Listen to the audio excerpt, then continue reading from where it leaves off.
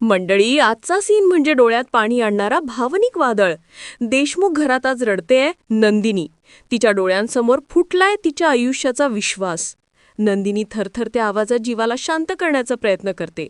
बाबा, प्लीज तुम्ही एवढे चिडू नका ना. मी बोलते जीवाशी. जीवा, हे बघा, घाबरू नका. प्लीज शांत व्हा.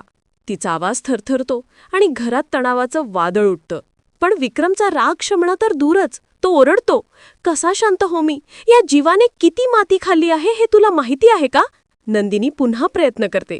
जीवा, तुमच्याकडे जो हार आहे ना, तो पटकन घेऊन या. सगळे दागिने इथे आहेत ना, जा ना, घेऊन या. पण जीवा काही बोलत नाही, फक्त खाली मान घालतो आणि त्याच्या डोळ्यात पश्चाताप ओसंडतो. नंदिनी घाबरते, आवाजात कळकळ.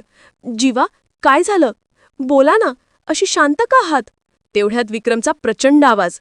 याच्याकडे हार नाहीये, कारण ह्या जीवाने माझ्या आईचा दागिना विकून खाल्लाय. घरात एकदम शांतता. सर्वांच्या नजरा जीवाकडे. मानिनी थरथरत्या स्वरात विचारते, ए जीवा, आहे का हार?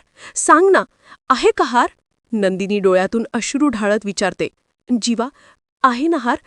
तुम्हाला कोणी काही म्हणणार नाही, फक्त बोला ना, आहे का हार? जीवा शांतपणे मान हलवतो. नाही. या एका शब्दाने नंदिनीचं जग कोसळतं. तिच्या डोळ्यातलं विश्वासाचं पाणी अश्रू बनून ओघळतं. ती फक्त कुजबुजते. काय? हार नाहीये? कुठे गेला तो? आणि पुढच्या क्षणी सगळ्यांसमोर फुटून रडते. मंडळी, हा सीन पाहून एकच प्रश्न मनात येतो, प्रेम जिंकणार का विश्वासघात? तुमचं मत काय आहे? नंदिनीने जीवाला माफ करावं का नाही? कमेंटमध्ये नक्की सांगा. आणि जर नंदिनीच्या या हृदयस्पर्शी अभिनयाने तुमचा मन हलावला असेल तर लाईक ठोका, शेअर करा आणि सबस्क्राईब नक्की करा.